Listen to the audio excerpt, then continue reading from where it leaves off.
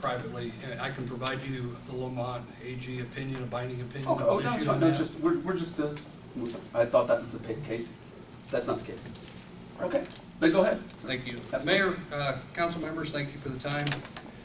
It saddens me to see yet another public body crafting public comment restrictions and using OMA violations of other public bodies as part of your justification to push the public even further from involvement in their local government.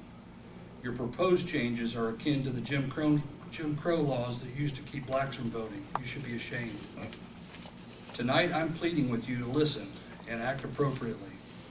Appropriately would be in a manner that is consistent with current law and case law.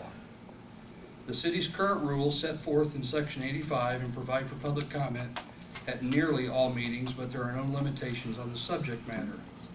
Mayor, get a First Amendment attorney hired because you're walking down a path that's going to cost the city a fortune, and I'll be at the front of the line to sue on it. Public comment is a right. Do you understand what that means? It's a right at every public meeting, not nearly all meetings. The fact that there is no limitation on the subject matter is there for a reason. You cannot tell people what they can or cannot address.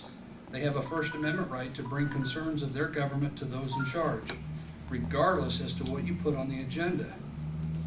Their right to speak applies to every meeting, no matter if they spoke yesterday or the week before.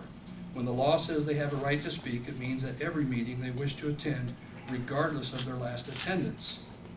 Requiring advance sign-in is not reasonable rule with the meaning of 2.06G of the OMA, and AG opinions support that, and I'll be happy to leave one with you on that. It's a binding opinion. I drove 2 hours to get here tonight. Using your proposed rules, I would have to take an additional 2 hours. Now, I noticed what's in here tonight has for call-in. What was online didn't outline that. That is not reasonable, and I'm very confident the AG agrees on that point. Your current 15-minute rule for public comment is unreasonable as well for a city the size of Bloomington. Respect the people and give them what they need to address their concerns. Respect the history of this country that places people's rights ahead of your interests. There's nothing positive that comes from restricting the public's input to their government. It's dictatorial in nature and only increases the distrust people already have in their government. Thank you. There's a copy of the AG opinion if you'd like to have that.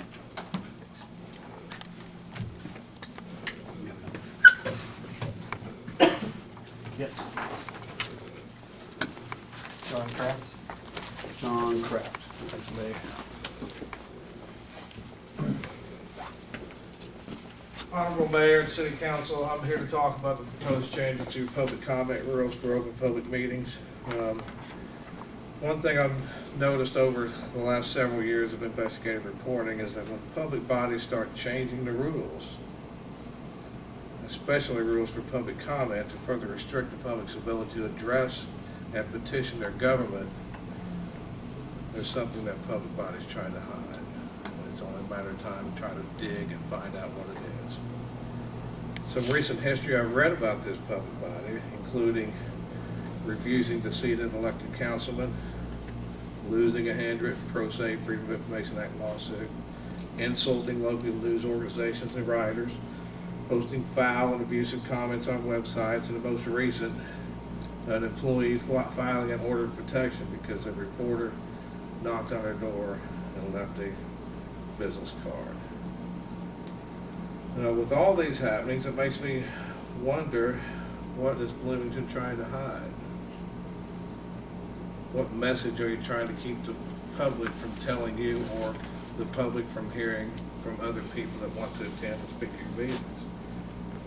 Why do you think there's a need to limit the public comment? What are the intent of the proposed changes?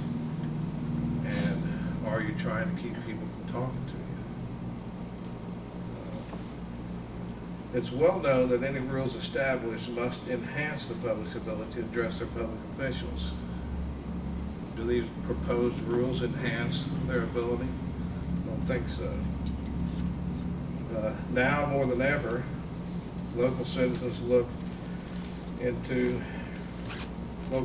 looking into and reporting on the actions, whatever they may be, of their local governments, because traditional local media is failing the public and effectively failing the public body by not holding them accountable to those they are in office to serve.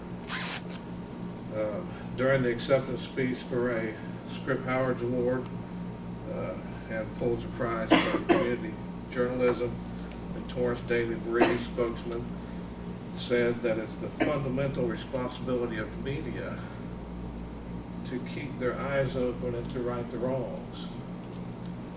It's also the duty of citizens and media to shine a light of truth and treat those fostering corruption and secrecy with the contempt that they deserve. Media's refusal to remain silent is the first line of defense against public apathy and public corruption. Now, I guess I have another minute or so. 30 seconds. I'm urging you to re-look at your proposed policy. There only needs to be a couple items in there. Public comment at every meeting. Total of 30 minutes would be reasonable. 5 minutes per speaker. And place your name on the sign-in sheet when you come in the building. That's all that needs to be there. Anything else is not enhancing the public's ability to speak to the public body. That's all I have.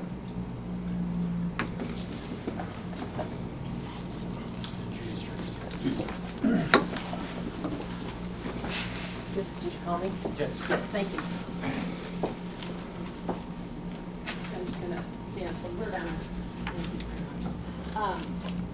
Yeah, I just want to urge all of you, certainly I didn't get necessarily the time to send an email, apologize for that, but I am here, to please vote no on this restriction on the public's right. And it is a right. I took a little bit different view of public comment, as most of you know, because I talked about it when I left. That, you know, I always enjoyed it. I felt that we were honored, really, to have people who cared enough about their local government, who took the time and took the trouble to come down and talk. Now, to me, it was just a pleasure and an honor, and I hope that I communicated that to all the public speakers, even the ones that might have been a little bit negative about Judy Stearns. But I thanked them, I appreciated it, and I'm very puzzled and very disappointed in this change because it is more restrictive. And you're basically, one of the things you're saying is that someone who's really engaged, someone who's really interested, and someone who puts a lot of time into coming down and trying to communicate, that's the person that goes on the back burner for the next meeting. And I get that, but isn't that really a violation of their right to speak? I would urge you to look at the Evanston, Illinois ordinance, wherein if more people than 5 show up, they expand the time. You know, that's a welcoming, appreciative, kind of collaborative with the citizens sort of approach. And I would highly urge you to, you know, you have allowed people to speak. And I'm here, by the way, tonight at 5:30 because I'm not sure I'm going to make the cut tonight. Now that we've stopped letting, you know, kind of suspending the rules. That's the word. We've stopped suspending the rules all of a sudden, out of nowhere, as far as I can tell, because we used to suspend the rules to let everyone talk. Now we don't do that anymore. So I well may not be chosen, and that's kind of hard. People have always come to City Hall. They come here. You know, we like to have an open, and that's great. Have an open house, do all the other things, have meetings, encourage them. But people feel that this is where their government happens, and this is where the people that they've elected are. So that's why they come. They always have come. They always will come.